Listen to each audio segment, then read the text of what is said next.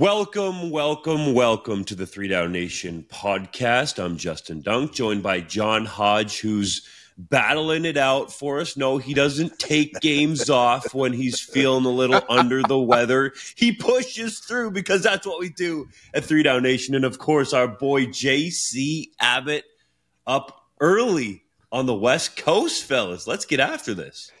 It's there's a first time for everything, AJC. Oh, I'm playing as hurt as you are here, I assure you. I'll say this. Yesterday, I was on Calgary, and yes, I'm sick. You can obviously hear it in my voice. I was on Calgary radio with our friend Peter Klein, who's done some work for us here at 3 Down Nation. And he brought me on, and I just said, hey, I said live on the air because I thought there might be a chance I'd have to cut out for a second and clear my throat, whatever. So I just said, I'm a little under the weather right now. I'm hoping to do my best. And Pete says, oh, you sound just like I wouldn't even notice a difference. You sound amazing. And I thought, Pete, thank you for lying on my behalf. That is such a nice thing to do. It's like when you look terrible, but your friend's like, man, I thought you looked great. It's like, no, I look terrible. I sound terrible. I get it. But we're here because we got to do the show. And before we do the show, we have to wish a very happy birthday to our very own Justin Dunk. It is one day belated, but yesterday was your birthday. You're an old man now. We love it. How'd you celebrate your birthday? Man, I don't like talking about my birthday. It's another day, okay, Hodge? We already talked about this. But the young buck here has a birthday coming up, don't you, JC? Yes, you're right after me. In 2 days' time. And I will celebrate with an actual cake instead of what I assume was ground quinoa packed together. Is that what you had? With protein paste. I had a nice icing. Yellowfin tuna salad at the Mississauga Golf and Country Club with my girlfriend and her family. So that was a decent way to celebrate it. But yeah, man, that's way better than a cake. It's fuel. It's energy, baby.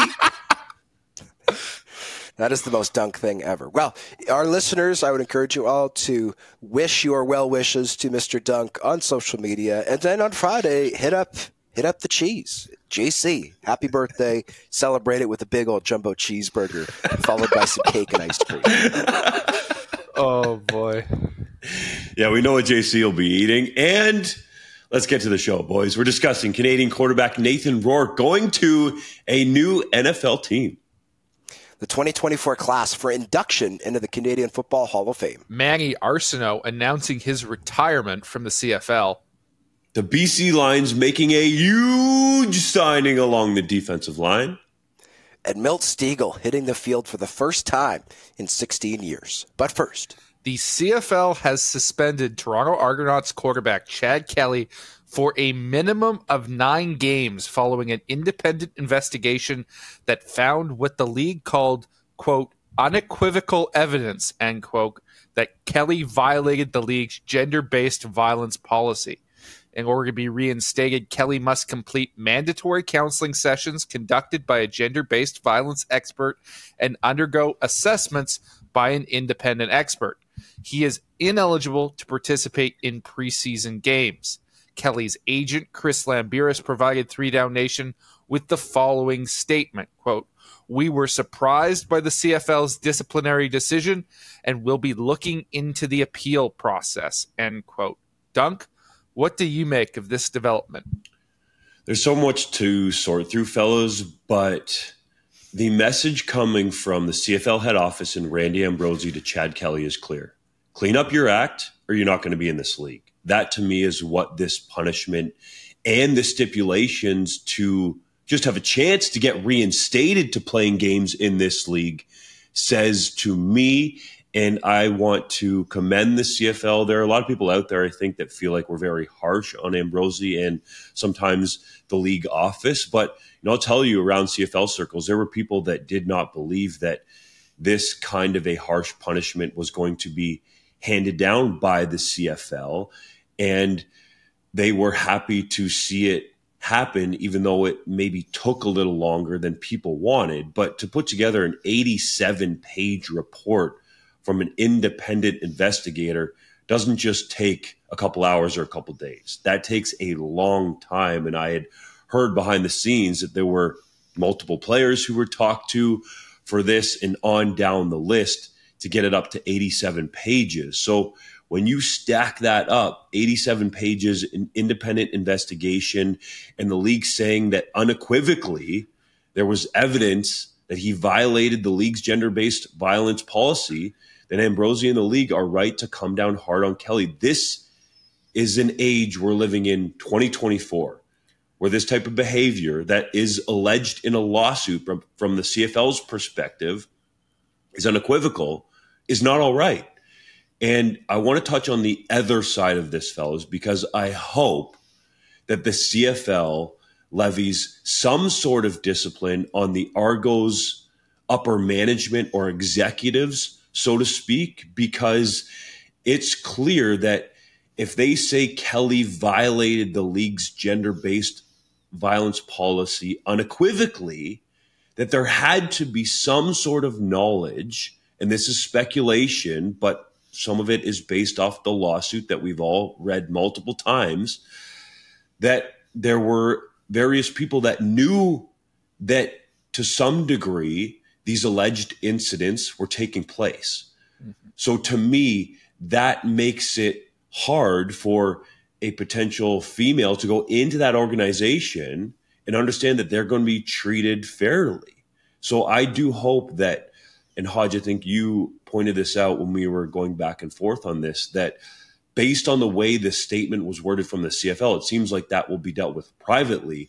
But I think people need to be held accountable. And I hope, whether that's behind closed doors or with a public statement, that that is actually the case, because the CFL needs to live up to the words that are in this gender-based violence policy and ensure that it is a fair and safe workplace for women in football going forward. I fully agree with all of that. Should be noted that still none of these allegations have been tested in court. We don't know what the result of the lawsuit will be. This is all based off of an independent third-party investigation from the CFL that took place over a couple of months.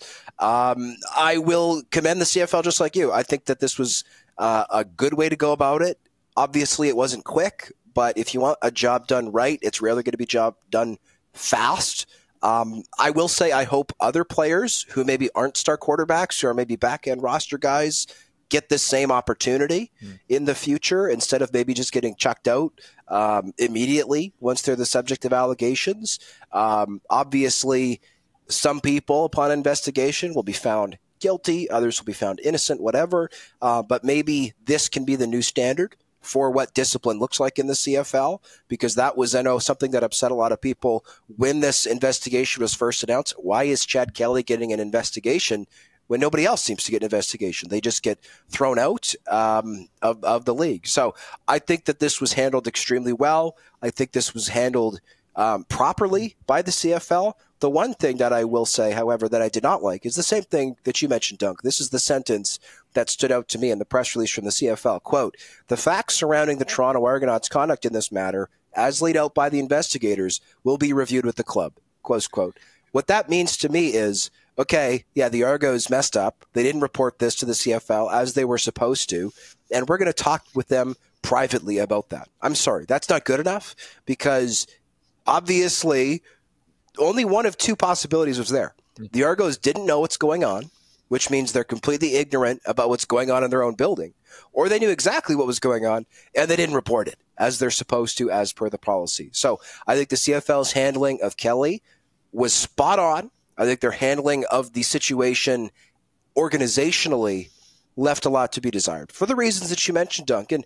Yes, we're focused on women, which I think is appropriate, but at the end of the day, everybody, whether you're a man, whether you're a woman, non-binary, LGBTQ, person of color, whatever, every single person who works at the CFL needs to be protected.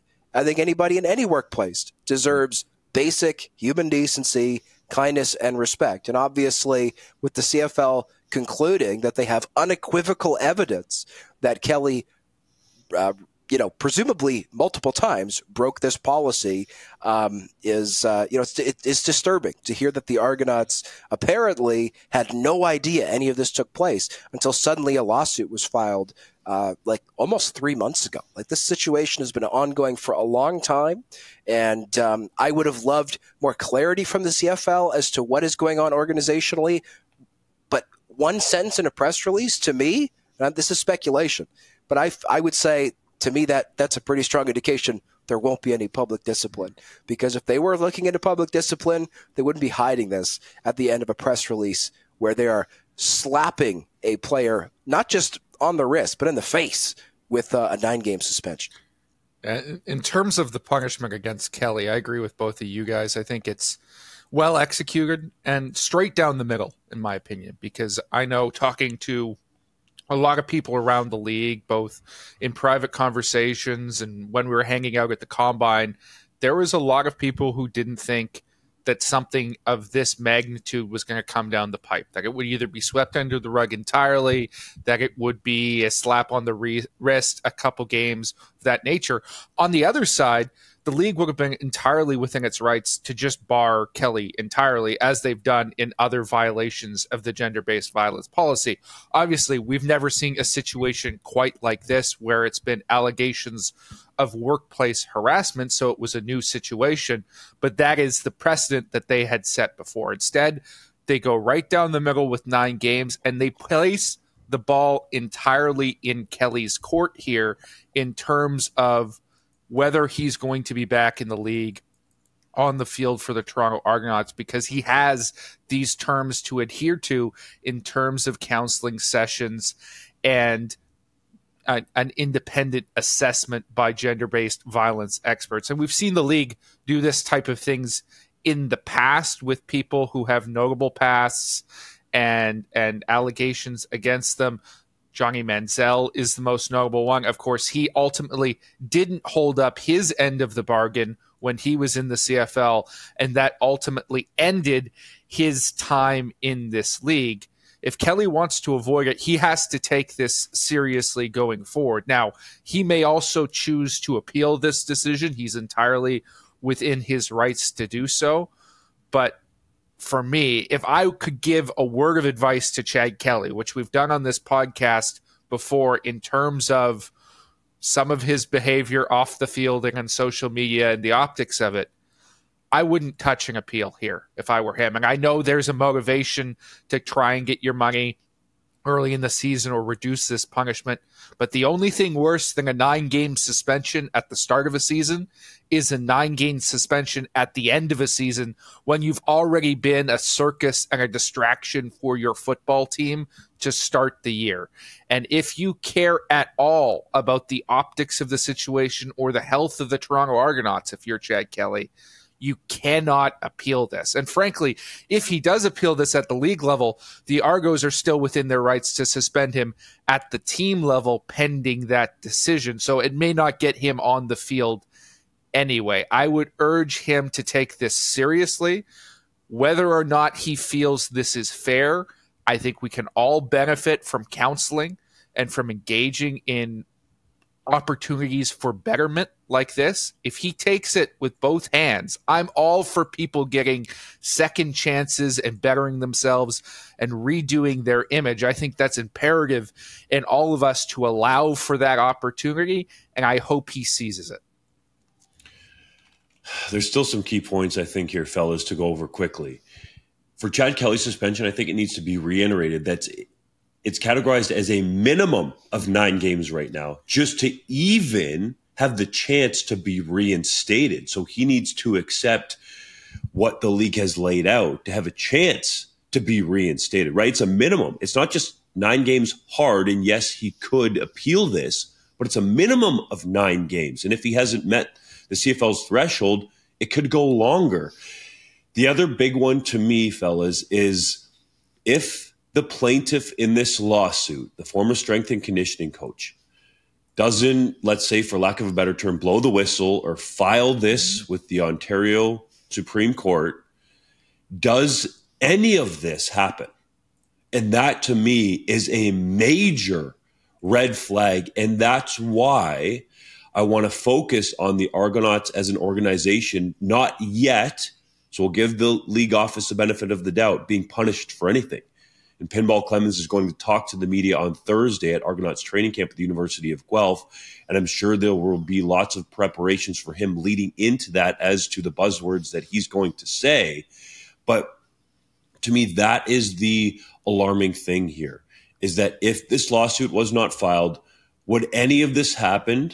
And would this type of behavior continued within the Argonauts organization? That's pure speculation, but we're talking about an Argonauts organization that was comfortable reworking Chad Kelly's contract in January, giving him $300,000 in upfront money and $100,000 of that in marketing money, having some sort of an idea that going all the way back to 2022, there was something at least alleged going on with Kelly that spilt in and went through 2023 as laid out in the lawsuit, to say this is the guy that we want to give six figures to go and market our football team. I understand that from an MOP perspective, but there had to be, and this is pure speculation, some kind of knowledge as to what was going on within your team. Otherwise, the coaches, management, the upper level executives are simply not doing their jobs. It is not good enough to me if Pinball Clemens comes out and claims he had no knowledge of what was going on within his football team. Then you're simply not doing your job, because it is up to you and the rest of your organization to be up to speed on every little thing. Do we not talk about all the time, guys, in football, the details matter, in pro sports to a larger degree, that the details matter? The details mattered here in how the plaintiff in this lawsuit, and who is unequivocally the subject of Kelly violating the league's gender-based violence policy, affected. So I think those are two major things to me that stand out about what has taken place here. Well, and I think it's important to remember that as much as we want firm answers from Pinball, there is a lawsuit ongoing. And the Toronto Argonauts are named in that lawsuit. So the chances of him coming out Thursday morning and opening up, the red tape and saying, "Hey, everybody, come on behind the curtain here. We'll pull up all the velvet red rope. Come on, we'll give you all the details." There's a 0% chance that's happening. Is he going to talk about this, as a subject that he can talk around a little bit? Can he give answers a little bit as to maybe what the Argonauts' plan at quarterback is going to be? Yes. Is he going to talk about the nitty-gritty and the details of this lawsuit? The answer is no. Why? Because today, 24 hours before he speaks to the media, he's probably sitting down with MLSE lawyers who are saying, here's the 5,500 things we're not going to let you talk about tomorrow when you talk to the media. So I do want to temper expectations for our listeners. I don't think we're going to get hardcore answers from Pinball. The only thing that we've heard from Pinball on the record about the situation is what we asked him ahead of the CFL Combine, which was, when did you learn of this lawsuit? The answer was the same time as everybody else. And we said, when we asked him a question about the lawsuit, he said, for obvious reasons, we're not going to talk about an ongoing lawsuit. So I have the exact same concerns as you, Dunk, but the Argonauts have absolutely no desire, I'm sure, to address any of these details until this lawsuit is over. Because at the end of the day, they don't want to hurt themselves in court. And so my guess is that Thursday we're going to get a lot of conversation about the other quarterbacks on Toronto's roster, guys like Cameron Dukes and Brian Scott. We're not going to get a lot of talk about the lawsuit, which is unfortunate. By the way, you mentioned that $600,000. We know from the lawsuit that the former strength and conditioning coach, who was a seasonal employee, was making $28,000 for the season. I think it was 23. Yeah. It might have been less, actually. Okay, but regardless, it's less than $30,000.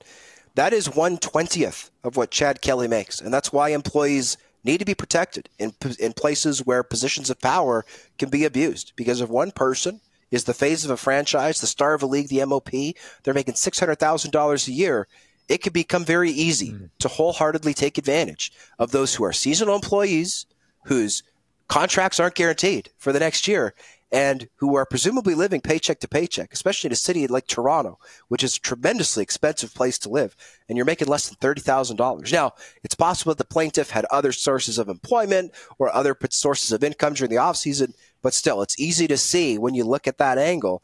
And that's even outside of the fact that he is a man and she is a woman, which is another aspect. But I'm just illustrating, even if you take the gender out of it, there is still always the possibility in situations like this for positions of power to be abused, and that is why management needs to have a good sense of what is going on at all times in their own building and hold people to account whether they are the star player or they are the guy who is the back-end special teamer who nobody has heard of outside of JC because he's a CFL draft fanatic and maybe the player's own mom. That's it, right? Every player has to be held to account and held to a high standard. And to both of your points, the Argos in their statement of defense, which we discussed last week on the pod, I believe, if I'm recalling correctly. Yep. They admit that there was a conversation between John Murphy and the plaintiff concerning conversations between her and Kelly and the stuff that went on. Although their account of the situation differs slightly from those laid out in the lawsuit, they don't dispute that there was a conversation there, right? They admit willfully that Murphy was made aware of at least some form of complaint or situation. So although they tried to distance themselves a little bit from Murphy as well, saying, well, he wasn't an assistant GM, he was a consultant for the club, yada, yada, yada. He's the assistant GM now, right? Well, let's also be honest. John Murphy, with all, intents and purposes, is the GM of the Toronto Argonauts. Absolutely. I know that on paper that is not true, but just to keep our listeners affronted and in the know, when it comes to the Toronto Argonauts, the person who makes the most of the decisions from the sources I've talked to from a personnel standpoint is John Murphy.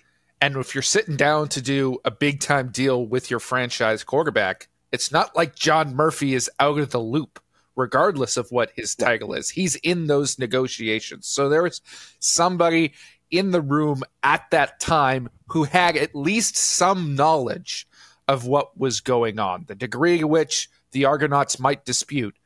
But to your point, right, they knew something and they were still willing to make that investment. To me, that's poor decision-making by the Argos, and it's coming back to bite them a little bit here because they're going to have a pretty desperate situation at quarterback while they're waiting for Kelly. I mean, Cameron Dukes showed some nice things last year, but I'm not sure you're going to successfully get through 9 games of a season, maybe more, with him as your guy. I mean, I think that could be debatable. Let's get into the football aspect of this here, fellas, because I think, Hodge, you're right. Probably what Pinball Clemens is going to talk about the most, and Ryan Dinwiddie. And let's just say for this exercise that Chad Kelly does accept the suspension. He sits out the first 9 games. Cam Dukes, Hodge, you saw him live there in Winnipeg, almost beat the Blue Bombers, right? He had a chance to win that football game. I don't see why Cam Dukes can't be a productive quarterback in this league. The Argos have been high for a long time on Brian Scott. And if I'm the Argonauts, I'm sitting there looking at the Ottawa Red Blacks that quarterback. High on Brian Scott. They made him the 3rd stringer last year. So I know, I'm just saying, like, they've talked about his development and he's been with the team.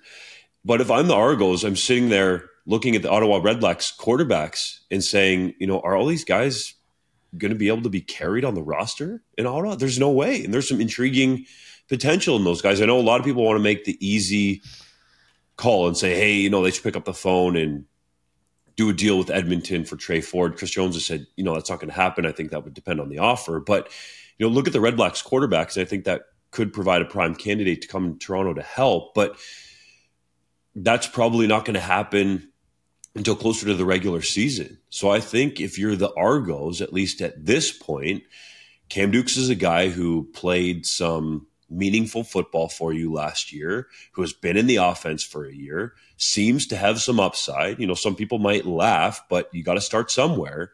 That I think you roll with that guy. And, I don't want this to be taken the wrong way because I think Chad Kelly played some solid football last year, but that team, that unit was a very good football team. And there were players in the CFL that I think all of us felt like were more outstanding than Chad Kelly to win that award. In fact, our votes said it. But I think that the Argos could play some solid football with Cam Dukes or another quarterback that they elect to put in as QB1 without Chad Kelly. I will say that performance that I saw live from Cameron Dukes was one of the single most impressive performances I saw from any player in the CFL during the 2023 season. And the stat line was not crazy, 17 of 24, 231 yards, 1 touchdown. But the reason I say that is because he was playing at a sold-out IG field, which is the hardest place to play in the CFL. And this is also not a quarterback who played collegiately at Michigan or Miami, where they're used to playing in front of tens and tens of thousands of people who are intoxicated and screaming as loud as they can for the majority of the game. Cameron Dukes played collegiately at Lindsey Wilson College. And if you're wondering, what is Lindsey Wilson College? My answer is exactly. Yeah. What the heck is it? I don't know. I've never heard of that school. I Googled it when the Argos signed him, and I went, this is super random. I don't know how many people go to Lindsey Wilson College games, but I'm guessing it's less than 33,000, and they're a little bit less intense than Winnipeg Blue Bombers fans. So Cameron Dukes darn near won that game for the Toronto Argonauts, and I actually think they would have won if they had kept the pedal to the metal a little bit later. And now you could also make the counter argument of, well, but a completely unknown quarterback making their first start, that's a pretty big advantage for the quarterback. The defense hasn't had an opportunity to watch any film, and yeah, that's fair. But guess what? I think the vast majority of relatively inexperienced quarterbacks making their first start in that setting would have completely folded. I was expecting the Bombers to win that game by 40 points. And Cameron Dukes went in there, and he absolutely put it together and did not shy away for 1 second. And he deserves all the credit in the world for doing that. Now, is he the guy for 9 games? I don't think so. I still think the best option for the Toronto Argonauts is to make a trade for Jeremiah Masoli, get him in the building for the start of training camp, for the start of the regular season, and have him sit behind Cameron Dukes for a little bit, because it's possible he'll be healthy for the start of the regular season. We haven't got an update on his health for a while, but he is somebody who is on a less than starting quarterback salary, because I think that's something else we should talk about. $300,000 up front for Chad Kelly. That is on Toronto's cap. That is not coming off. Yes, the team will save some money with him being suspended, but it's not like the Toronto Argonauts suddenly have $500,000 to spend against the cap. They don't. Jeremiah Masoli is somebody who would make sense for the Toronto Argonauts financially. I think you'd make sense for them from a football standpoint. And I think if you're looking for somebody who has shown that they are a salt-of-the-earth person, who is a good leader and can help pick an organization up that has just gone through this type of turmoil off the field, Jeremiah Masoli is a great fit, right? Jeremiah Masoli has been in the CFL for over a decade, and I would challenge you to find anybody with anything negative to say about Jeremiah Masoli. He is beloved by his fellow teammates, by his coaches, and I think that he would be the perfect person to come in if Cameron Dukes falters. Now, if Cameron Dukes plays well, yeah, you let him roll, because guess what? He's on a rookie contract. He's not making a lot of money, and he has potential upside, right? He's still young. But I think if you're looking for a quote-unquote built-in CFL option for the Toronto Argonauts, it's Jeremiah Masoli. As impressed as I was with Cameron Dukes' poise, I still maintain my questions about whether he can do it consistently and whether he's a guy that you can win because of instead of a guy that you can win with. Because I think the Argos showed last year with the talent that they had on that roster that they could win the occasional game with Cameron Dukes. But to your point, in that Winnipeg game, if they had kept pressing, do they win that contest? Maybe. And do they keep pressing a little bit more if they have a guy with maybe a little bit more zip to his ball than Cameron Dukes? I think that's a fair question to ask. That Masoli trade makes a ton of sense to me. My concern may be with, okay, how does Chad react if now there's another horse in that stable? I think adding another element to this, frankly, I don't care, but if you're managing a team, that has to be something that's a concern for you in terms of how that might reflect on the organization, right? I think that is something, unfortunately, that they're going to have to consider. Is Chad going to be stable enough in this moment to be able to accept somebody else coming in who's legitimately proven and pushing him for his job while he's out? But there's no guarantee, JC, that Chad Kelly's reinstated. No, there isn't. That's the point that needs to be driven home here. And the Argos have to operate. Yeah. I agree with you. Unfortunately, you've put yourself in this situation, though, where that has to be a concern. right? Cam Dukes can be good. I'm intrigued. He was a star in the Indoor Football League with the Vegas Nighthawks, and Mike Davis was a guy I know that pushed his background, let's say, or his resume for him to come up to the Canadian Football League. And I'm curious to see what Ryan Dinwiddie can do. The Argonauts had the confidence to go with Chad Kelly when he had only started one game, and he turned it out to be an MLP quarterback in 2023 in his first full season as a starter. So if I'm Ryan Dinwiddie sitting there as a former pro quarterback myself, and a guy that's already won a Grey Cup, I'm thinking, why can't I just develop the next guy? Rid myself of all these headaches that Chad Kelly has created and have our next franchise quarterback emerge. Hey, if they can win, if they can go over 500 with Cam Dukes at the helm, give Dinwiddie the coach of the year right now. I'm saying it. Okay, so let's say at the start of the 2023 season, how many games do we think Chad Kelly was going to win as a starter for the Argos? I've been saying for a long time that he was going to be a good starter in the league. And I think it was proven right by that. The other concerns... Yeah, I'm just saying, it's easy to get caught up in recency bias, right? Chad Kelly winning the MLP, but football is always about what's next in competition. And I think we have to understand that. We've been pushing for this on this podcast. We've wanted teams to develop quarterbacks and not just to go with the old comparing the prospect that was Chad Kelly to the prospect that is Cameron Dukes, that's not exactly a fair comparison. No, I'm not comparing Dukes, them. right? I'm just saying that the next guy could emerge. Yeah, I will say, in no uncertain terms, my expectation for the Argos this year with Chad Kelly was for them to win 12 games. Without Chad Kelly, with Cameron Dukes at the helm, I think they are an 8 or 9 win football team. Can they get more than that with somebody like Jeremiah Masoli? Possibly, but we should also acknowledge the fact that Jeremiah Masoli has played very, very little football over the last 2 years due to injury. So we'll have to move on, boys. Otherwise, this is going to be the longest podcast recorded. Well, we're not going to finish in time for Dunk's next birthday. Well, this next topic is sure to whiz by. I'm sure we won't have any thoughts about this. Canadian quarterback Nathan Rourke was waived by the New England Patriots on Monday and subsequently claimed by the New York Giants on Tuesday. Dunk, does Rourke's latest opportunity with the Giants give him a chance to make an NFL roster in 2024? I definitely think it does, and it's much better, than going to the Atlanta Falcons, who, according to ESPN NFL insider Adam Schefter, put a claim in to get Rourke there after they took Michael Penix Jr. 8th overall in the NFL draft and signed Kirk Cousins to a $100 million plus contract with $100 million of that guaranteed. Like, this to me shows that Nathan Rourke is respected in buildings around the NFL, and I found that out from talking to my NFL sources south of the border, and people thought that he was going to be waived by New England and just come right back up to the CFL. Now, I know that's what a large majority of the pro CFL people in our country and around the world would love to see. It would be great for 3 Down Nation from a traffic perspective, but that was never going to happen, okay? You had a couple of teams here put in claims. There could have been others. We don't know. That's pure speculation. But like, that Atlanta thing is so interesting because of what they've done. And they felt like, hey, we got a chance to get this kid and potentially upgrade our quarterback room behind those two. Let's go out and do it.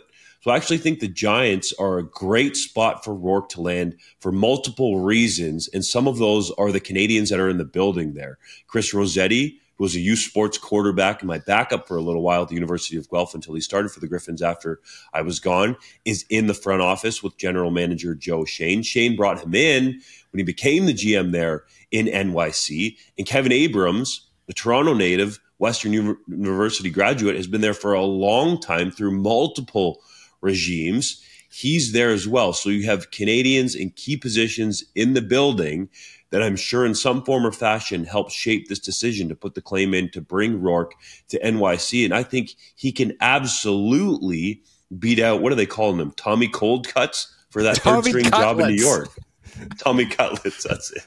Should be noted as well, Brian Daboll, the head coach of the Giants, is also Canadian, although he was raised almost entirely by his grandparents in New York State. He was born in Canada. So potentially a Canadian head coach quarterback duo in the future for the New York Giants, which will be pretty historic.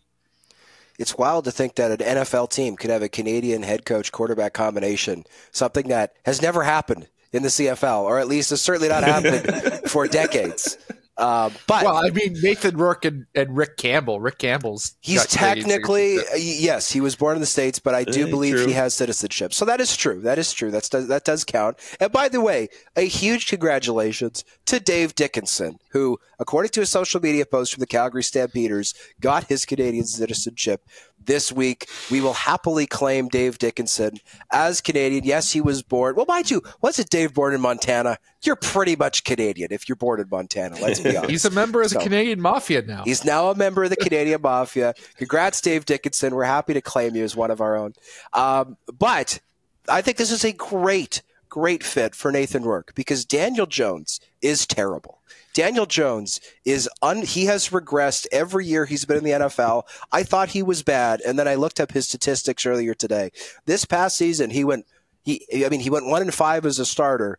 He threw 2 touchdowns to 6 interceptions, and his sack rate was 15.8%. That means that every 7 times he dropped back to pass, he was getting sacked over 1 time. Now, you might say, well, that sounds like an offensive line issue. Well, yeah, the offensive line is not great in New York, but if you are getting sacked that much, which is, by the way, that's double the rate he was sacked as a rookie, the only season he's had that was really any good, that is a quarterback, scheme, offensive line, everything issue. Like, that is unbelievably bad. Daniel Jones, career 62 touchdowns to 40 interceptions. But again, a lot of that was his first year in the NFL when he threw for 24 touchdowns and 12 picks. I think if you flipped Daniel Jones and Nathan Rourke on that roster right now, Rourke could equal the production that Jones put out certainly last year, again, when he was poor. And I think Rourke could even compete with the upside of Daniel Jones. So obviously the contract that Daniel Jones signed after the 2022 season will play a factor here. The Giants paid him way too much money. They can't really get out from under that deal with the guarantees that are in it.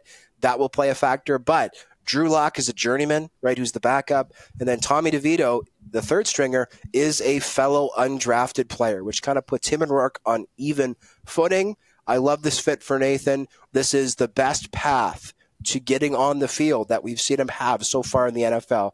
With the Jags, his ceiling was number 2. With the Patriots, certainly, for 2024, his ceiling was certainly no higher than 2, arguably lower than that with how many draft picks they invested, with, Jacoby Brissett getting $5 million in guaranteed money. To me, with the Giants, his ceiling is truly the number 1 job. Is he going to get it week 1? No, they're going to play the guy who's making all the money, and they invested a first-round pick in 2019. But I also don't think, again, Daniel Jones is any good. I think Nathan Rourke could potentially win this job if Daniel Jones gets hurt again, because he has only played 16 or more games in his career 1 time out of 5 seasons. He gets hurt a lot. He takes too many sacks. This, to me, if I'm Nathan Rourke, I'm going, okay, this is the best shot I've had so far. Let's make it count.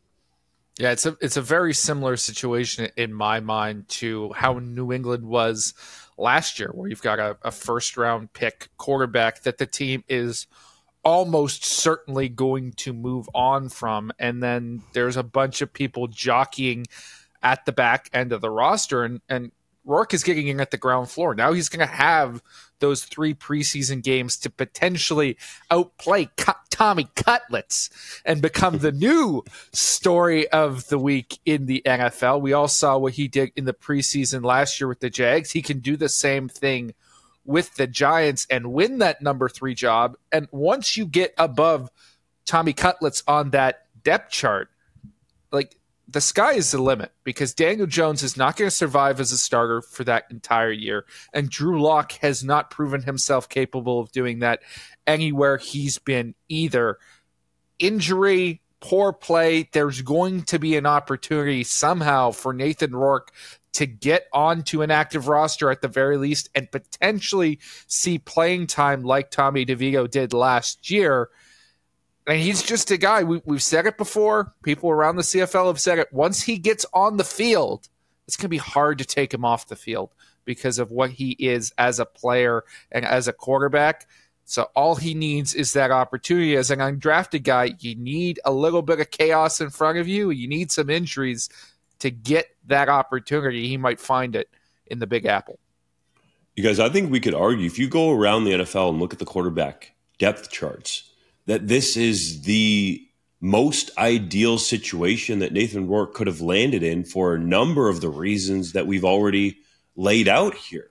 I think this could be very intriguing, and it's worth it for everybody who wants to follow the Nathan Rourke story to continue to do so, because I do think that if he goes in there and impresses, there's a legitimate chance that he could see playing time at some point this season. It is very clear, and JC, I think you just said that the Giants at some point are going to move on from Daniel Jones. Like, that contract they gave him was absolutely ridiculous. They can't move on from him this year because it would be a $69 million dead cap hit. But next year, that goes down to $22 million. Might be a little better to be able to try to stomach that in NYC, guys. And think of this.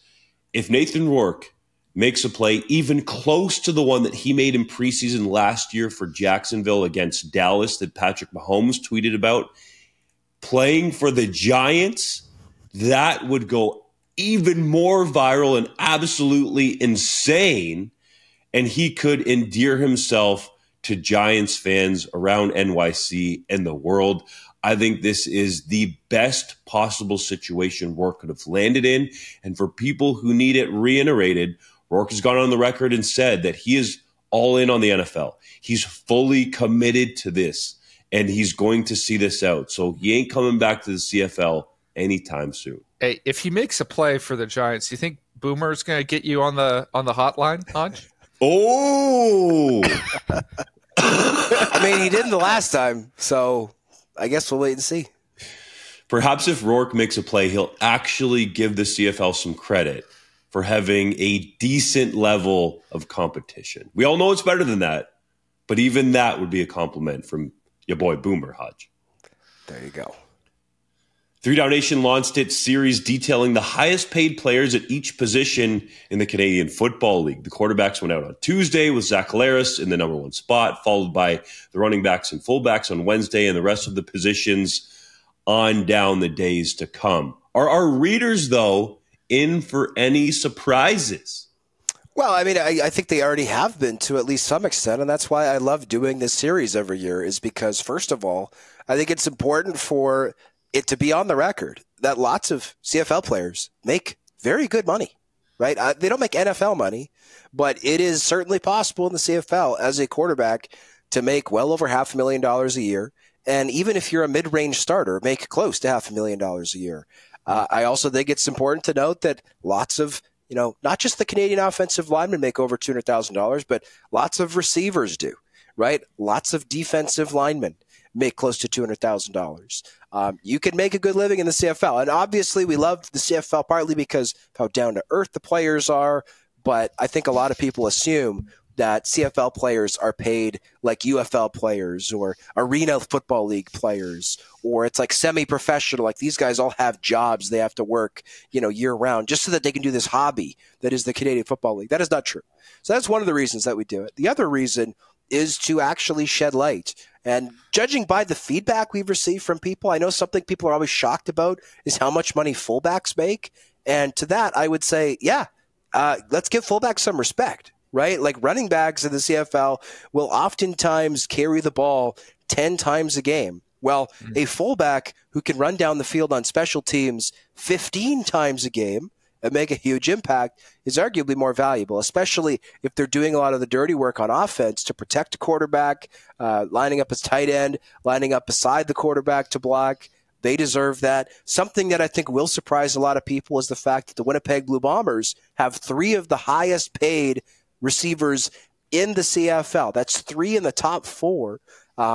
However, offensive line-wise, the team with the most players listed up at the top, well, the two teams, I guess I should say, are the Saskatchewan Roughriders and Toronto Argonauts. To me, that's interesting because the Argos have basically just built that offensive line through the draft. The Riders have more built it through free agency, bringing in guys like Jamarcus Hardrick, Peter Godber, Logan Ferland, they developed themselves. But anyways, I love doing the series every year. I think our readers really enjoy it. I know that it rubs some players the wrong way because they don't want their financials out there. To them, I say, this is for the best. This is for, I think, in the best interest of the CFL. I think fans want this information. I think it's good information to get out there for prospective players, right? Like, Dunk, your quarterback article does exceptionally well every year. I think partly that's CFL fans, but I think that's also a ton of Americans going, wait, who are the highest paid players in the CFL? They Google it, and then they go, holy smokes, these quarterbacks are getting rich in Canada. This is amazing. Wow, this league is legit. It's not the NFL, obviously, but this is a league where you can go, you can make a good living over a number of years and do really well for yourself. It's tremendous work, Hodge, and the two articles that are out so far. Bless you. Thanks. I didn't mute my mic in time. My apologies. It's all good. Tremendous work all the way across the board, Hodge, and spearheading this effort this year. It's a fascinating list, as always. The thing that jumped out to me, guys, is the quarterback list that came out yesterday. And you go down it, what crazy value are the BC Lions getting with Vernon Adams Jr. right now that he is number 6 on that list? To me, that was the number that jumped out so far of everything that's been revealed, is that VA, who was certainly one of the top 3 quarterbacks last year, is only in the 6th spot in terms of how much he's being paid. I know we discussed when he signed that new deal, the fact that he took a little bit of a hometown discount on the front end of that deal to help the Lions potentially win now. Well, you see it reflected here in how this list and other teams maybe being in a little bit more of a precarious situation because they're paying players who maybe aren't quite as much of a difference maker a little bit more. I think it's fascinating to go down each of the positions every year and see those discrepancies. Who are the value adds? Who is maybe being a little bit overpaid? So kudos to you, Hodge, for this effort and to the whole team for making these articles possible. It's really intriguing, and Hodge noted it, that a lot of the traffic on these articles comes from Google search and people looking at how much UCFL players make. And particularly, Hodge, you noted this last year in November at Grey Cup, that quarterback article especially, and that's just mainly because they're the highest paid, had a whole bunch of traffic then because it's Grey Cup and people are curious how much players are making in this league. But it should be noted, and Hodge, you alluded to this with the players, not necessarily liking their numbers coming out. The majority of major pro sports leagues have the salaries out there readily available. And I think that it is overall beneficial for the CFL to have this information out there. It's great for us because it's exclusive information. I think the way we go about it is very well done, and credit to you, Hodge, for leading this effort and really getting it organized, because the difficult thing to do that a lot of people won't see behind the scenes, it's easy for the quarterbacks and to some degree the running backs and receivers, but for some of these other positions, you got to sort through a whole bunch of guys to distill it down to who actually is the highest paid at their position. Quarterbacks is easy. You kind of just go through the starters and, there might be some backups there at the back end. But when you're mixing in fullbacks and some of the other players at other positions, like let's say a Javon Leake, right? We have him categorized as a running back, but he could arguably and probably will be in our specialists in terms of being highest paid. So that time behind the scenes takes a lot of effort, and you need to be precise with this, which I think we've done a great job of. Are we going to be perfect with every single little number? Ideally, yes, probably not. But full credit to you, Hodge, for helping be so precise and getting this very interesting information out to the fans. Well, and oftentimes when there is a discrepancy, when there is a discrepancy, it's not the numbers that we have. It's the way that we've tabulated these results. And I know some people say, oh, well, I would love if 3 Down Nation had like a version of Cap Friendly where you can go and see what all the players are making? Gosh. And the answer is that's not possible, because a lot of these contracts have up to, I mean, they'll have as few as maybe 4 different variables and up to literally 25 variables for how much exactly a player is paid. And obviously that all changes if a player goes onto the practice roster for even 1 week. They have to redo the contract to put a player on PR, and they have to redo the contract to promote them from the PR. So we will never have that on our website. I don't think it's possible to have one of those. But giving fans a sense of what players will make as a minimum in terms of hard money and then what their maximum possible value can be is, I think, is a worthwhile endeavor. And I'm excited that our fans get the opportunity to read it again this year.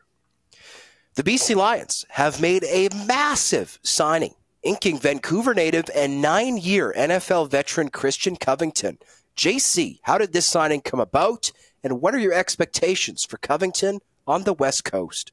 Well, how this signing came about is it was driven entirely by Covington. He contacted the BC Lions a couple of months ago, said, hey, look, I'm considering coming up to the CFL. I'm going to weigh some NFL options, wait until after the draft, but I just want you guys to know, to be prepared, that I'm looking to continue my career in Canada. And the Lions said, great, take as much time as you need, consider all your options, make sure you're 100% committed.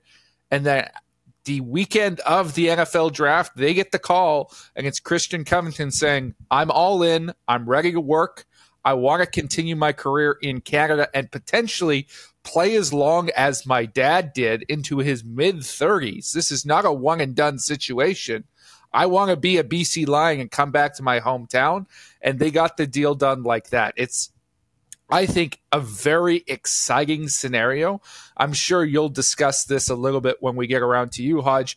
There has been somewhat of a sordid history of particularly players at the defensive tackle position coming back from the NFL and maybe not being ready for the CFL game or not making an impact. Players like Stephon Charles or Von Martin come to mind as big name former NFLers that basically did nothing or had very short CFL stints.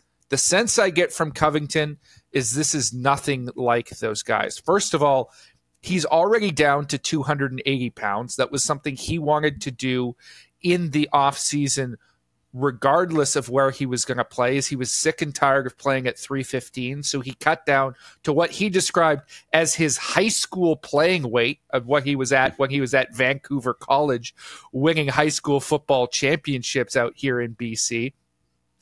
And he has a connection to this league, right? This is where his dad played, where he was a Hall of Famer. He's watched it his entire life. And since he was drafted by the BC Lions, the same year he was taken in the 6th round of the NFL draft by the Houston Texans, he's always made clear his respect for the league and how much he's appreciated this opportunity. So he's all in. He wants to continue playing for at least a few more seasons. He's already in CFL type shape. For me, that indicates he could make a real impact here like few former NFLers can. And the Lions themselves believe he can step in to a leadership role on what is a much younger defensive line without the likes of Matthew Betts on it, which is something they would never say about anyone other than Christian Covington. But because he's a local kid, a high character kid, and because he frankly loves the CFL, they think he can do that coming off of 9 years of NFL experience. This to me is a great example of the respect that NFL players have for the CFL caliber of talent. The fact that Christian Covington holds this league in that high of a regard, wants to play into his mid-30s, continue playing football, knows that he's going to have to be at a certain playing weight to be able to play the 3-down game, talked about, admitting that he's probably going to line up an inch off the ball, but having to get used to that yard off the ball really shows me that he's invested in this. And you talk about a guy that's earned over $8.6 million USD playing in the NFL, continuing to play for not millions, but, probably in the $130,000 $200,000 plus range, right? We don't have his exact contract, but it wasn't like the Lions had a bunch of money available under the salary cap. I would be surprised, and this is pure speculation, if the deal is over $200,000. So he's used to playing for millions. He's coming here to play for hundreds of thousands. And I got a lot of respect for a guy who could have called it quits, right? He could have rested on his laurels, went into the next phase of his life, invested his money, and got on to whatever else he wanted to do. But he wants to keep playing football. And a major reason for that, based on his own words, is the respect that he had for his father's career and the Canadian Football League. So this is awesome all around. And it's so cool to see a guy not think of himself as too big for the CFL and initiate this entire thing. I think a lot of players coming from the United States, whatever point at their career they're in, rookie or on down the road towards being a vet, could learn a lot from what Christian Covington did in this example. I appreciate what you said, JC, about, yes, the conversion rate not being great for some of these players, right? Von Martin was somebody who played in the NFL for 6 years before signing with the Montreal Alouettes in 2016, a guy who was born in Jamaica, raised in Canada, played collegiately at the University of Western Ontario, as it was then known. Things did not go well when he showed up to the Montreal Alouettes. He only played a handful of games, got cut. It was very clear that he was no longer in shape to play at the CFL level. And, you question whether or not he took it seriously. To me, my skepticism surrounding this signing evaporated quickly after reading your article, JC, because it is clear that this was something that Covington was motivated to do. And this doesn't feel like extrinsic motivation, like, oh, I'm doing this so I can get back to the NFL, or I'm doing this because I have no idea what else I would do with my life. No, this is somebody who's like, I want to win a Grey Cup at home in Vancouver. I want to live up to my father's legacy. Grover Covington, by the way, still to this day, the CFL's all-time leader in sacks. This, to me, makes BC's defensive line all the more terrifying. They lost a huge piece in Matthew Betts, who's now a member of the Detroit Lions. By the way, I love the symmetry of Matthew Betts going to the Detroit Lions and Giovanni Manu from the University of British Columbia also going. Those two are going to be practicing against each other, which is amazing. I really hope in training camp we get a picture of Matthew Betts working against Giovanni Manu. That's going to be awesome.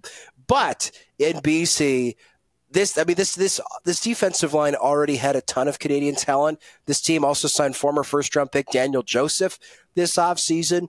They've got Francis Bemi, who I think has a really high ceiling as a first-round pick from last year. Yet a Nathan Cherry, who's coming back from a season-long injury he sustained last year. Like, this group is going to be ferocious. And yes, they cut David Bernard to make this work. But to me, this is just a sign that the Lions are going interior now with their Canadians, less focusing on the Canadians coming off the edge. So I love this. I love this for the Lions. And one of the things I will say is we hear this narrative these days where, do Canadians really, dream about playing in the CFL? Do Canadians really grow up wanting to play in the CFL?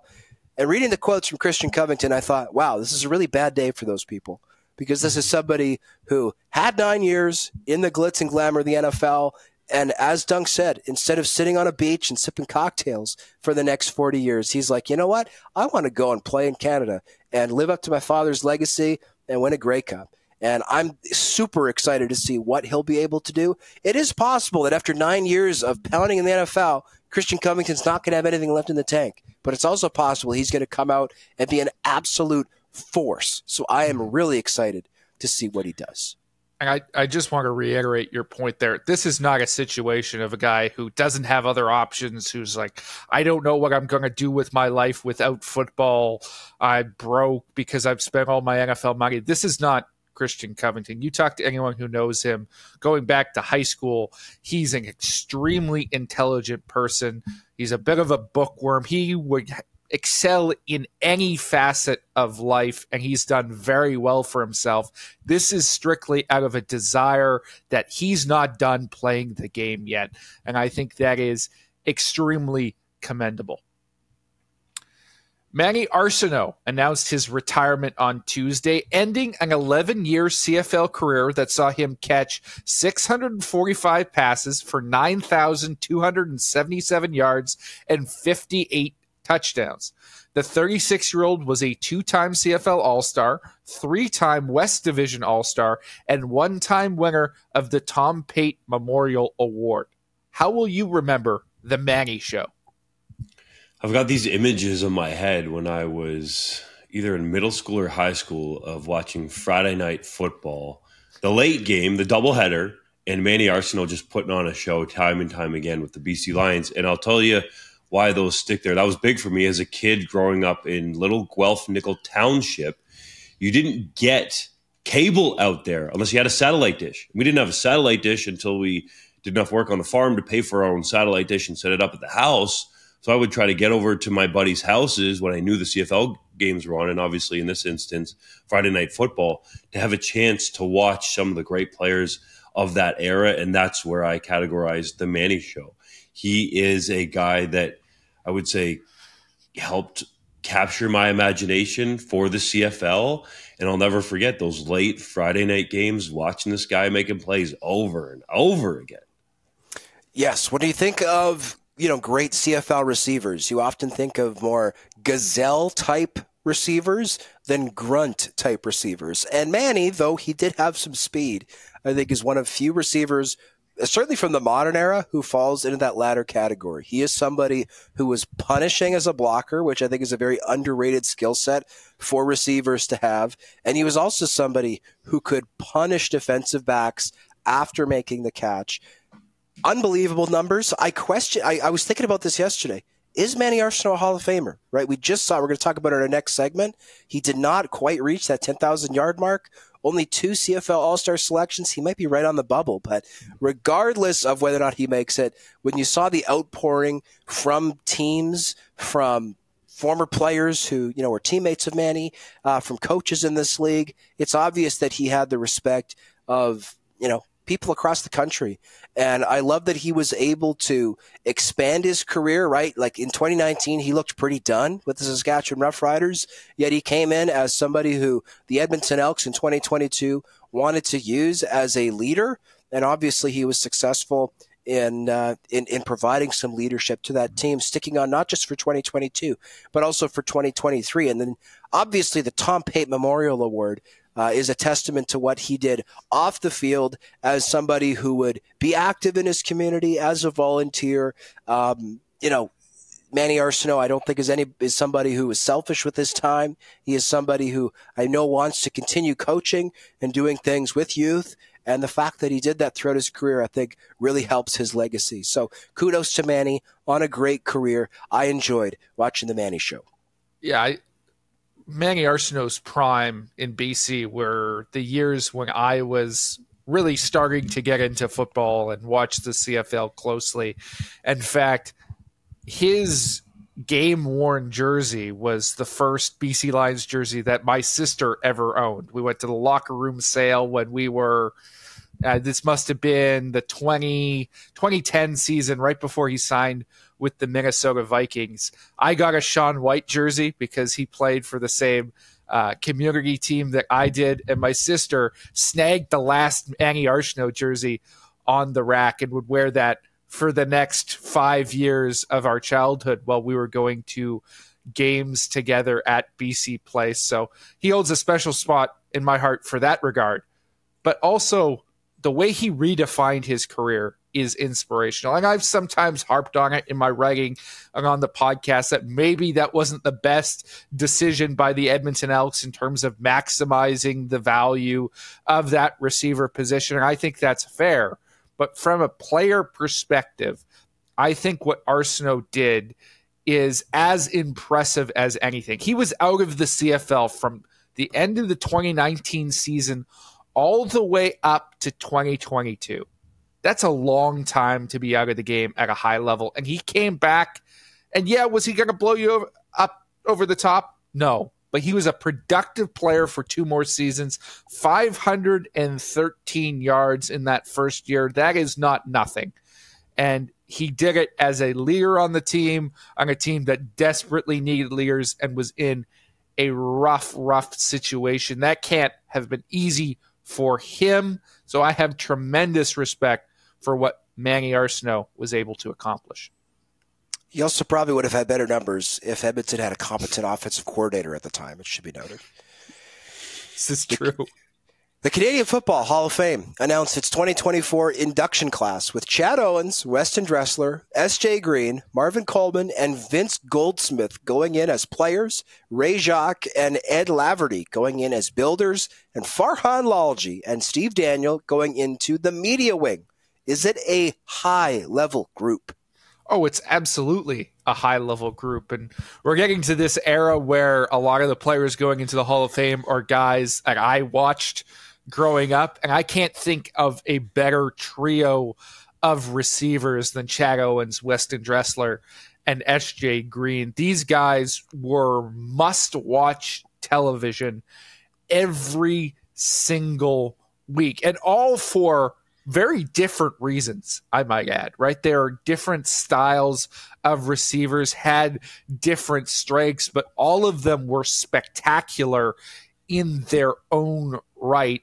I think you go down the list with them, with Coleman and Goldsmith, both very deserving players. Ray Jacques, Ed Laverty, who changed the nature of touch football in this country. And then the media wing selections, I think, which are, of course, a separate qualification process than the players, but excellent selection. Steve Daniel, how many times have we relied on him to save our butts on statistical questions, or if we have something that we need sorted out? He has always been a resource there. And then Farhan Lalji, our colleague at TSN, has done excellent work over there, but especially for me, just to shout out on the BC high school football side, a guy who's incredibly involved at the community level, remains involved now, even though he's no longer coaching, and has an impact on the next generation of players. I think every single person on this list is incredibly deserving.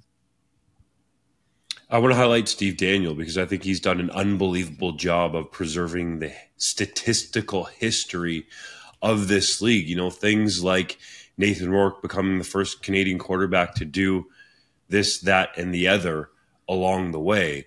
A lot of those involved Russ Jackson, but he had those stats so handy, always so helpful, and is there, as JC said, when you need him, and gets back to you as soon as he possibly can whenever he's gone over his vast, I don't even know what you want to call it, database of history for this league. I think he should be commended for the job that he's done, and very well deserving of going into the Canadian Football Hall of Fame. I admittedly felt a little bit old for the reasons that JC outlined. I can remember a bunch of these guys playing. Even Marvin Coleman played for a number of years while I was a kid. He was a member of the Blue Bombers, I believe, when they went to the Grey Cup in 2007. Weston Dressler, S.J. Green both hit the 10,000-yard receiving mark. Chad Owens did not, but he also was a dominant return specialist, put up over 10,000 kick return yards and won an MOP. So I do think that all these guys meet the threshold for the Hall of Fame. That the reason I mention it is because of, as we talked about in our last segment, Manny Arceneaux might be right on that bubble, but I do think Manny Arceneaux will get in time. The one thing I will say, and I want to make this clear, I don't want this to take away from this year's inductees. I think the fact that Farhan Lalji wasn't already in the Hall of Fame was a surprise to me. I assumed that he was. But as much as this year's inductees, all super deserving, something that I'm going to say quickly to the Hall of Fame selection committee right now, speaking directly to you, the fact that Brian Chew is not in the Canadian Football Hall of Fame yet is a massive oversight and something that needs to be corrected. This man who is and admittedly Brian Chew is a friend of mine, and I'm not speaking because he asked me to do this. I am speaking from my own personal opinion. This man was a 7-time CFL All-Star, a 3-time Grey Cup champion, and he won a Most Outstanding Offensive Lineman award. One could argue he is the best center in CFL history, and he has now been passed over for the Hall of Fame for 11 consecutive years. Like, Brian Chew needs to be going into the Hall of Fame yesterday. Please, when it comes time for voting in 2025, do not forget about Brian Chew yet again, because the Hall of Fame, in my opinion, is lessened without having Brian Chew in there. He belongs in the Hall of Fame. He should not have had to wait this long. Please correct this mistake next year, please.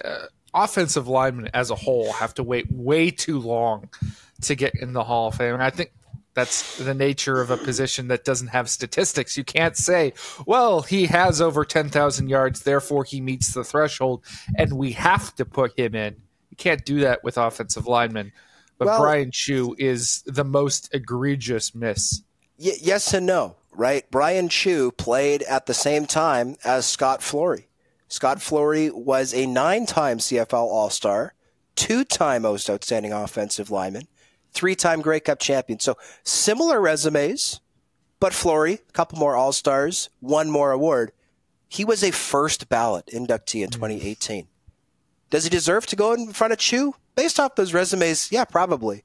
But should he have gotten it on the first chance and Chew been passed over 11 times? Like, I think part of the reason is that Chew played center. And the idea is like, well, guard and tackle are hard. Center's easy. I'm sorry. If you think playing the center position is easy, I don't think you know football. Yes, you get double teams more often than you might at other spots. But there's something called checks that you have to do. And if you do them wrong, your quarterback's going to get destroyed. So you need to correct this mistake. Please, let's put Brian Chew in the Hall of Fame next year. He's already waited too long. Don't make him wait a 12th year or a 13th year, or dare I say, more than that. Anyways, I'll now get off my soapbox. Amen. Milt Stegall is competing in the first day of rookie camp with the Winnipeg Blue Bombers at the age of 54, citing his, quote, big ego, close quote, as motivation. Hodge, what do you make of Stegall hitting the field for the first time in 16 years? Well, full disclosure, as we're recording this, rookie camp is getting underway at Princess Auto Stadium, which I incorrectly referred to as IG Field earlier, though I think I'll probably be that old guy who calls it IG Field for the next 30 years, just like I still call it Twitter. But this is like the best dumb thing to ever happen. Like, having a 54-year-old participate at rookie camp is dumb. Like, by definition, this is dumb. But it is simultaneously awesome. And Milt was, I mean, I just wish, like, and I grew up in Winnipeg, being, full disclosure, a massive, massive Milt Stegall fan. And I told Milt that when I met him at Grey Cup. I mean, I'd seen him previously, but we had a first kind of chance to chat for a long time at Grey Cup this past season. By the way, Milt is a big fan of 3-Down. We thank him for that. But I said, by the way, you were like my favorite player growing up, and thank you for being my childhood hero. And he immediately just started shaking his head and waving his hands. He's like, man, you're making me feel old. No, don't say that. You're making me feel old, which was funny. By the way, Milt, you're 20 years older than me, but we look the same age. So kudos to you for that. But getting back to the rookie camp at hand, I mean, this is something that Milt said he's wanted to do for a long time. You know, when he turned 50, he told his wife, I'd love to go to a training camp again. And the thing that he's most excited about, apparently, because he still trains really hard, not just works out, he still trains really hard. Like, he is in probably better shape than 99.9% of the general population, even for someone his age. He said the thing he's most looking forward to is waking up on Thursday and feeling what he called training camp sore. He wants to feel like an old man, barely being able to get out of bed and feeling that sore, which is something that is almost certifiably insane to say, right? Because when you talk to any football player, they won't say it on the record, but privately, they hate training camp. Their bodies are sore. The sun is beating down on them, right? They're hitting every day. They're not getting paid to be there, generally speaking. Like, training camp is something that players dread. And players will sometimes, if they have the clout to do so, will hold out of camp, or they'll take days off during camp just to avoid it. And here we have this man who is almost a senior citizen going, I want to go, and I want to do it for free, and I want to do it for the joy of feeling sore the next day. Like, that is something that is wild. But if anybody was going to do it, it would be Milt Stegall. So kudos, Milt Stegall, for doing this. I desperately wish I could have been there today, but I'm not going to go if I'm feeling this sick. I don't want to expose anybody else to whatever I've got going on right now. And I look forward to seeing the highlights of Milt on social media. I'm sure TSN's going to have a bunch of camera angles and shots. They're going to show them, I'm sure, on the CFL at TSN this year. I can't wait. Kudos to Milt. It's going to make me feel like a little kid again to see him in a Blue Bombers jersey. I think the reason, though, that he wants to feel that soreness is because you go back to the start of your career when you're coming up through those levels, and I'll use my example being at the University of Guelph, is that's where you earn your stripes and respect, right? And you weed out, in this instance, the men from the boys, and you understand who's really going to love football and compete and be part of this program for the next, ideally, number of years and help you go towards a championship. Because you can be highly touted as a recruit coming in, or from the pro perspective, a guy coming up from the States, like Milt Stegall was. He had been in the NFL with the Cincinnati Bengals. But you still got to come up here and prove that you can play at this level and in this type of game. And training camp is part of that. Yes, when you get to be a veteran, do people like it? Most people don't. But I think it takes you back to those days. And when I read your story, Hodge, and had the quotes come through my mind that Milt Stegall was talking about of wanting to feel that soreness, I thought back to literally the feelings of going into that first day of training camp at the University of Guelph with multiple other quarterbacks who had been more highly recruited, and I'm fine with saying it now, than me by the head coach at the time, Tom Arnott, and being in what they used to call, I think, the dungeon, the visitors' locker room. The old one at Guelph used to be terrible. The new one is nice because it's the old home locker room, and the Griffins have this unbelievable home locker room with touch screens and light-up nameplates and all the rest now. But I digress. You had to earn your way from the dungeon all the way down to the other end to the actual locker room with your play on the field. And there were players referred to as ghosts because they would just up and leave in the middle of the night and you would never hear from them again. And there were multiple high-level recruits at that time in 2005, my first training camp at the U of G, that were gone in the early days of training camp. And one of those included one of the quarterbacks who was highly recruited. I won't put him out there by name, but I think that's what Milt's referring to, is that soreness. Yes, it's a soreness, but it's also something to be proud of, that you were able to fight through this. Now, it's much different the way they go through training camps now versus back in the day where it was 2 days. God, I'm sounding so old at this point, but that's what I took from thinking about what Milt Stegall said in the soreness of training camp, is that it's a badge of honor, I think, to make it through that, because especially back in the day, it used to be difficult. Yes, I was a quarterback, so a bunch of my teammates might listen to this and rag on me saying I had the jersey on, the penny, where you didn't get hurt. There's still a little bit of soreness there from the quarterback perspective, but there's nothing like training that you can replicate from going out and having these reps, rep after rep in training camp for an extended period of time. So full credit to Milt Stegall for doing it at 54, and wanting to do it is unbelievable. And I think it will be great to see the way that TSN plays this up, Milt Stegall plays this up. Full credit to the Winnipeg Blue Bombers for undertaking this initiative. I think it is awesome, and it's a great way for the league to get some PR, because when everybody hears Milt Stegall, they're going to want to read and watch and try to get as much content on how he did in his 1 day of minicamp. Oh, I'm so excited for the video content that's going to be produced here. I'm sure it's going to be absolutely hilarious. But I want an ISO shot on the American rookie, the 22-year-old American rookie up here. He doesn't even know what the waggle is yet. He's very confused. And all of a sudden, he sees like a 54-year-old man across from him. And then that guy routes him up. Like, I just want to see the confusion, the heartbreak, the devastation on that man's face as he tries to grapple with what is happening up in Canada right now. I think it's going to be absolutely hilarious. Kudos to Stegall for making it happen. Well, and I asked Milt, I was like, so the press release says 1 day. Like what happens if, after day one, the Bombers brass comes to you and says, like, hey, 85, looking pretty good. Like, you want to come back for day two? And he starts laughing and he goes, look, if I look really good against the DBs that the Bombers have in camp, I would be really worried about their scouting department, because I'm a 54-year-old man. These guys should not be letting me get by them.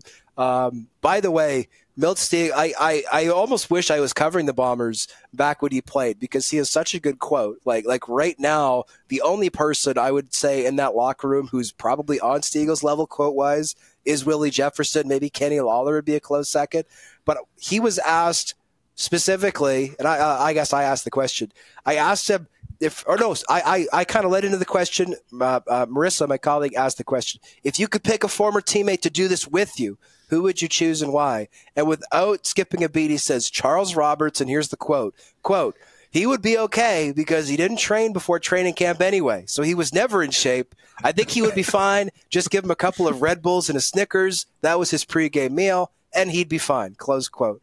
Like, unbelievably funny. Milt knows how to give you a good quote, give you a headline, and I'm sure he's lapping up the attention he's getting today in Bomberland. And again, as a Winnipegger, I know how unbelievably excited fans will be to see him on the field at that new beautiful turf they've got down at the Paw. It's now time for Hodge's Heritage Moment. On this day in 2023, Joe Kapp passed away at the age of 85. The native of Santa Fe, New Mexico, signed with the Calgary Stampeders in 1959, following a brief stint with the Washington football team, and spent 2 seasons with the club before a 6-year run with the BC Lions, during which he was twice named a CFL All-Star and won 1 Grey Cup. The University of California product returned to the NFL as a member of the Minnesota Vikings in 1967 and played 3 seasons with the team, earning 1 Super Bowl selection.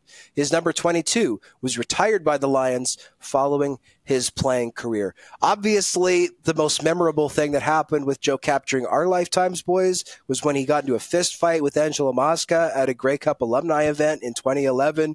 I'm curious, we'll start with Dunk. Do you have any other memories of Joe Kapp? Because we're all too young to have watched him play. Yeah, man. I just remember people talking about how much of a hard-nosed competitor he was as a player. No, I don't necessarily know if we can categorize that as a fist fight with Angelo Mosca. It was more of a cane swinging, I think, from Mosca's perspective. But cane fight, those two were about to go at it. So that shows you that the competitiveness was still there, even when those two could barely walk. Oh. Boy, that fight will forever be seared into my memory. And it's unfortunate that it maybe taints or colors the legacy of 2 great players, but I think it's also indicative of exactly who they were. Joe Kapp was as fiery as anybody on the field, both in the CFL and in the NFL. Talking about that fight, he was bilingual. He said, I cussed him out in 2 languages, and if I could have known French, it would have been 3. He was going above and beyond to make sure his feelings were known just as he did on the field. And I guess, some people might consider it disrespectful to talk about the fight. Personally, I think it's a testament to how fiery they were as competitors. So I don't consider it disrespectful to bring up. I'll continue bringing it up. It is one of the, I think, greatest and most iconic moments, maybe not greatest, but certainly one of the most iconic moments in the history of the CFL from the last 20 years. Let's get to the 3-minute drill. The Montreal Alouettes released former All-Star return specialist Chandler Worthy. Do you see him getting another job in the CFL?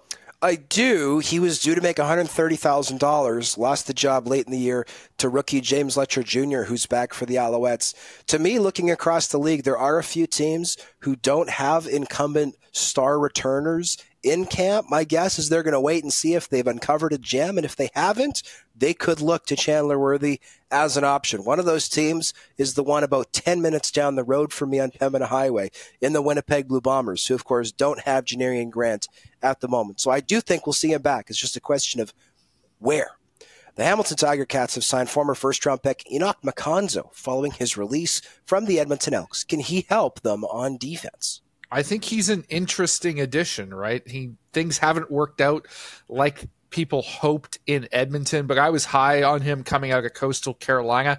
He can play Sam linebacker for you, which is a question mark for the Ticats right now. I know they're likely going to go American at that spot, probably Carthel Flowers Lloyd, but now they've got the flexibility. If they need to change the ratio for whatever reason, Enoch Makonzo can potentially start at Sam. He can potentially start at will if you need him to. So he has that versatility. That's always good to have.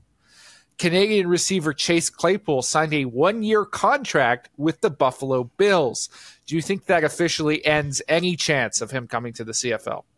It does for now, but if Christian Covington can make over $8.6 million USD in the NFL and still come north of the border, there's at least a chance perhaps Claypool comes. Is it likely to happen? No, but there's a chance. The BC Lions released veteran defensive end David Menard after signing Christian Covington. Do you think he'll catch on anywhere else in the league? Frankly, I'm surprised he hasn't already signed a contract with the Montreal Alouettes. This is a team that lost Sean Lemon to retirement. This is a team that has lost Luel Uguak, who was a starter for them as a Canadian during their Grey Cup run to the NFL. They need a defensive end. They could use a Canadian starter. And Menard is from Montreal, having played collegiately with the Carabins. So I am surprised he has not already signed with Montreal. Will it happen? I don't know. But to me, that seems like a seamless fit. The Edmonton Elks have officially signed first overall CFL draft pick Joel DeBlanco. What are your predictions for his rookie season? I don't think he'll start day one, but I would put the over-under on games started for him at linebacker at 11.5. I'm that high on it. Let's put the over-under on tackles at 68.5. How about that? Former CFL receiver Andy Fantus has been hired by the league's command center as a video official. Do you think he'll be adept at reviewing plays? He could be. It's just a move that I never thought Fantus would ever make in his career, but he was a precise route runner, so I think he could be a precise video official. The Alouettes signed offensive lineman Pierre-Olivier Lestage to a contract extension through 2025. Is that a smart move by the Owls? Yes, I think that Lestage is one of the most underrated players in the CFL. He is that good at that guard position, and they got him for a very good price. He is not going to crack our top 15 list. I think he's the first guy off the list, coming in at right around $160,000. But for a player of that caliber, I think that is a great price tag for the Alouettes. He is a fantastic guy along the line of scrimmage. Last one, the Lions have signed Kyle Nelson, the son of longtime CFL assistant coach Mark Nelson, who spent 12 seasons long snapping in the NFL. Do you think the 37-year-old has anything left in the tank? You know, it got buried a little bit in the Christian Covington signing, but this fascinates me. He's a guy who's been around pro football so long that he counts as Canadian despite having never gone through the draft, just like a TJ Jones, because he's sort of grandfathered in with his citizenship. It's an interesting addition, to say the least. He's been out of it for, I believe, 2 years at this stage. But at 37 years old, he's only the third oldest long snapper in the league. Both Mike Benson and Aaron Crawford in Calgary are older than Kyle Nelson is at this stage. So if you can get a temporary upgrade at that position, I know Riley Pickett performed admirably as a self-taught long snapper last season, but I think Kyle Nelson, after his career with the 49ers, is going to be a little bit more consistent, a little bit more on point with that. He can give you an upgrade at that position for 1 year while you take a run at a Grey Cup. Football is in the air, boys. So nice to have it back and be done with this winter and ice and snow and cold. Man, it's good.